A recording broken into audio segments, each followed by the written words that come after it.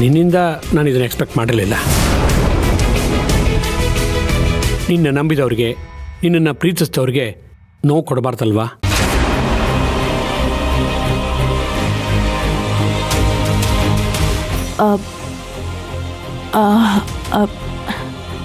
I am sorry sir.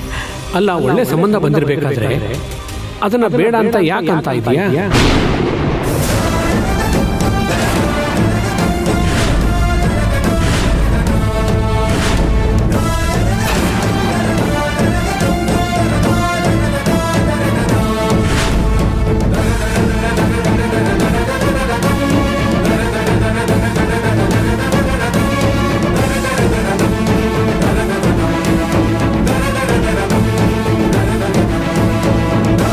ಹುಡುಗನೂ ಒಂದು ಒಳ್ಳೆ ಜಾಬಲ್ಲಿದ್ದಾನೆ, ಒಳ್ಳೆ ಸುಸಂಸ್ಕೃತ ಕುಟುಂಬ.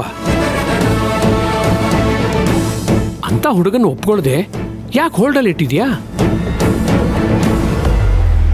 ಓಹೋ, ಈ ರಾಮ್ ಸರ್ ಮಗನ ವಿಷಯಕ್ಕೆ ಬಂದಿಲ್ಲ, ಫಾರಿನ್ ಗಿರಾಕಿ ಮದುವೆ ಪ್ರಪೋಸಲ್ನ ಓಕೆ ಮಾಡ್ಸೋಕೆ ಬಂದಿದ್ದಾರೆ.